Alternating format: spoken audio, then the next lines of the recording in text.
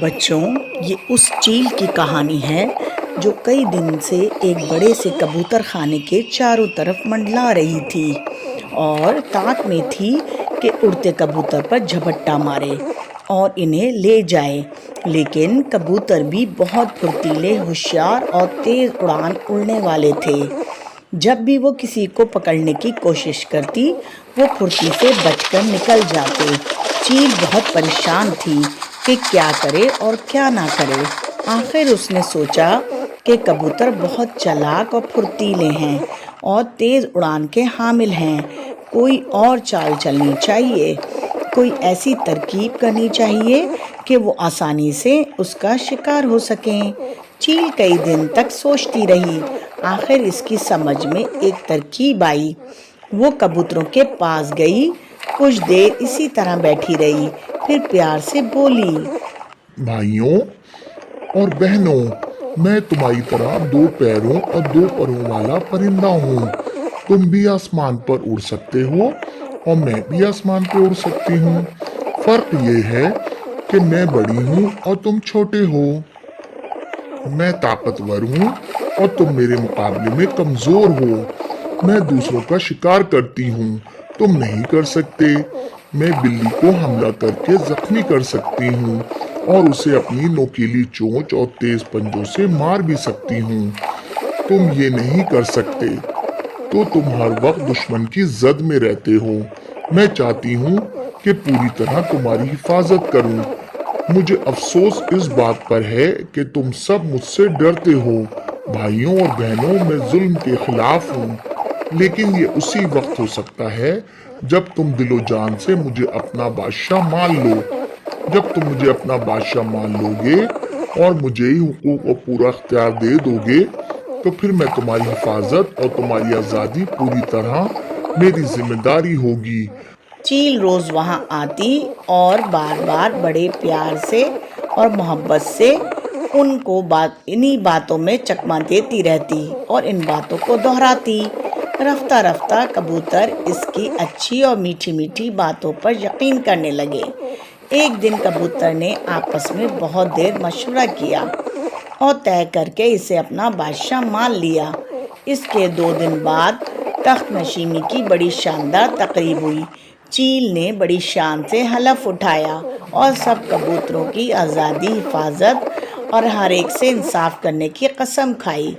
جواب میں کبوتروں نے پوری طرح حکم ماننے اور بادشاہ چیل سے پوری طرح وفادار رہنے کی دل سے قسم کھائی۔ بچوں، پھر یہ ہوا کہ کچھ دنوں تک چیل کبوتر خانے کی طرف اسی طرح آتی رہی اور ان کی خوب دیکھ بھال کرتی رہی۔ ایک دن بادشاہ چیل نے ایک بلے کو وہاں دیکھا تو اس پر اپنے ساتھیوں کے ساتھ زبردست حملہ کیا۔ بلا ڈر کر بھاگ گیا۔ چیل اکثر اپنی میٹھی میٹھی باتوں سے کبوتروں کو لبھاتی، انہیں حفاظت اور آزادی کا احساس دلاتی۔ اسی طرح کچھ وقت اور گزر گیا۔ اب بغیر ڈرے اس کے پاس چلے جاتے۔ وہ سب آزادی اور حفاظت کے خیال سے بہت خوش اور مطمئن تھے۔ ایک دن صبح کے وقت جب کبوتر دانہ چگ رہے تھے تو چیل ان کے پاس آئی۔ وہ بہت کمزور دکھائی دے رہی تھی، معلوم ہوتا تھا جیسے وہ بیمار ہے۔ کچھ دیر وہ چپ چاپ بیٹھی رہی، پھر شاہانہ آواز میں بولی، بھائیوں اور بہنوں، میں تمہاری حکمران ہوں۔ تم نے سوچ سمجھ کر مجھے اپنا بادشاہ بنایا ہے۔ میں تمہاری حفاظت کرتی ہوں اور تم چین و امن سے رہتے ہو۔ تو تم جانتے ہو کہ میری بھی کچھ ضرورتیں ہیں۔ یہ میرا شاہی اختیار ہے کہ جب میرا جی چاہے میں اپنی مرضی سے تم میں سے ایک کو پکڑوں اور پیٹ کی آگ بجھاؤں۔ میں آخر کب تک بغیر کھائے پیے زندہ رہ سکتی ہوں؟ میں کب تک تمہاری خدمت اور تمہاری حفاظت کر سکتی ہوں؟ یہ صرف میرا ہی حق نہیں ہے، میں تم میں سے جس کو چاہوں پکڑوں اور کھا جاؤں، بلکہ یہ میرا شاہی خاندان کا حق ہے۔ آخر وہ بھی تو میرے ساتھ مل کر تمہاری آزادی کی حفاظت کرتے ہیں۔ اس دن اگر اس بڑے سے بلے پر میں اور میرا خاندان والے حملہ نہیں کرتے تو وہ بلہ نامعلوم تم میں سے کتنوں کو کھا جاتا اور کتنوں کو زخمی کر دیتا۔ یہ کہہ کر بادشاہ چیل قریب آئی اور ایک موٹے سے کبوتر کو پنجوں میں دبوچ کر لے گئی۔ سارے کبوتر منہ دیکھتے رہ گئے۔ اب بادشاہ چیل اور اس کے خاندان والے روز آتے اور اپنی پسند کے کبوتروں کو پنجوں میں دبوچ کر لے جاتے۔ اس تباہی سے کبوتر اب ہر وقت پریشان اور خوف زدہ رہنے لگے۔ ان کا چین اور سکون مٹ گیا، ان کی آزادی ختم ہو گئی۔ اب وہ خود کو پہلے سے بھی زیادہ غیر محفوظ سمجھنے لگے اور کہنے لگے ہماری بیوقوفی کی یہی سزا ہے۔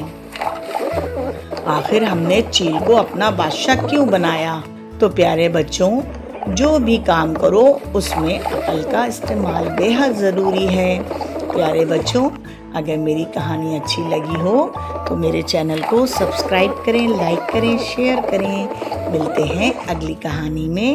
اللہ حافظ۔